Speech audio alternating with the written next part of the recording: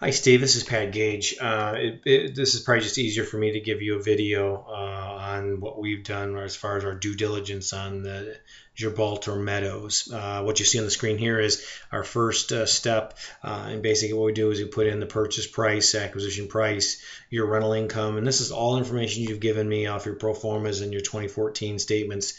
In the first column here, let's take a look at that.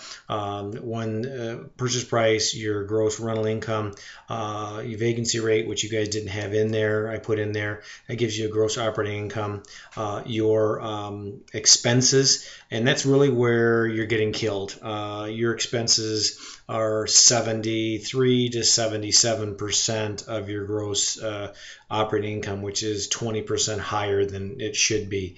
In the industry, it's about 50 to 55%, and that's really kind of where it's getting screwed up. So what we do is analysis here, so we get an NOI, and that would be a 3.8, and that kind of signifies it at a 9 cap.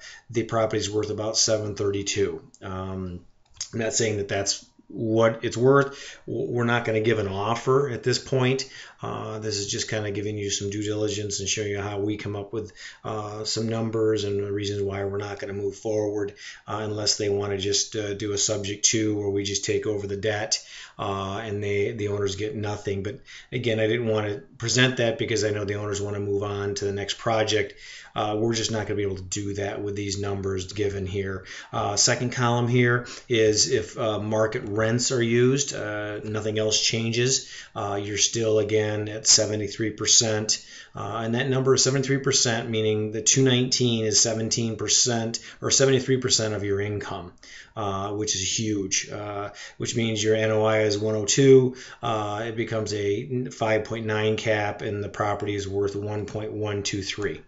All right, so that's really what we run as far as our initial swipe. Now this last column, what we did is everything being fixed, meaning market rents. We get the expenses in line at 50%. Then the property is worth the 1778 or 172 that you're looking at buying. But again, we wouldn't buy ahead of that because we're going to be doing all that work. We're going to be getting to the market rents. We're going to be taking care of the expenses. So we're not going to pay for for the work that we're going to do.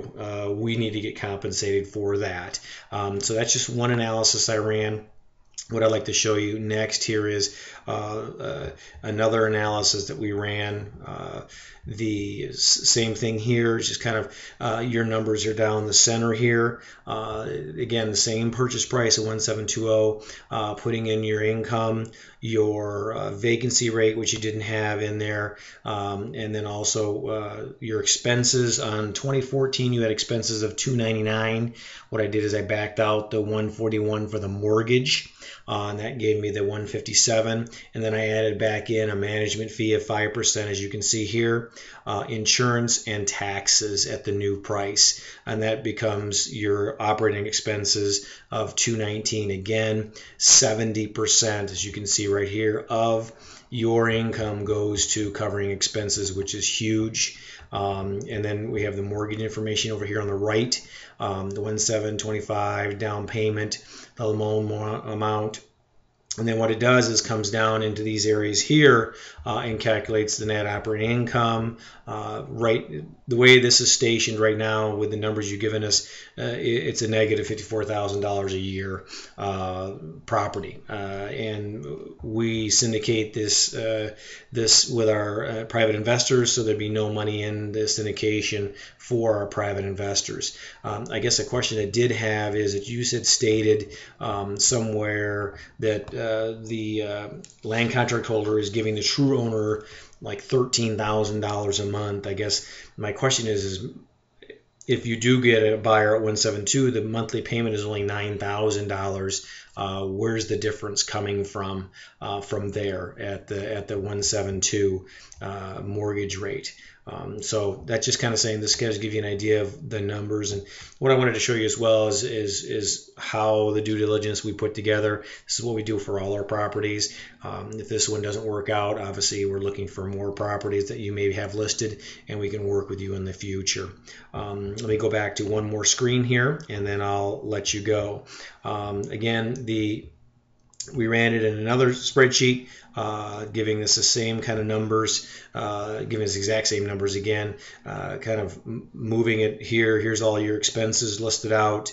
Again, your loss of $54,000 in the first year alone. And then what we did is, okay, I'm going to go out and figure out 6 years out what this thing is going to be worth and what's it going to bring in. So we do an average of about 3% a year, every year for 6 years.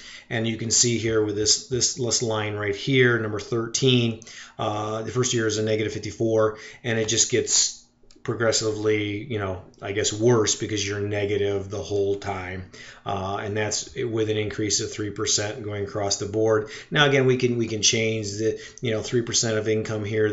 It's not going to make that much of a difference. This is not a cash flowing property right now with the expenses where they're at. If you scroll down here and look at the rest of this, what we look at as far as appreciation payoff and all this different stuff, it just doesn't make sense to us to do it. And again, we don't want to offend the seller, offering something that's just not, we try to be creative, but there's just really nothing we can come up with right now, other than, like I said, if he's willing to walk away, we take it over, and no money changes hands. Fantastic, but we just don't see handing over $430,000 for a down payment and then losing money, for 6 years. That's just not going to happen.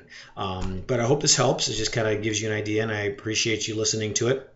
But again, if you have anything else in your repertoire, this is how we do our due diligence and run our numbers, and this is what we're looking for in the effort we go into looking and doing these deals. Again, biggest thing here in this thing is the expenses are just way too huge. They're 20% above what the industry. And again, coming in as the buyer, we need to be compensated for the work we're going to do to get that number down.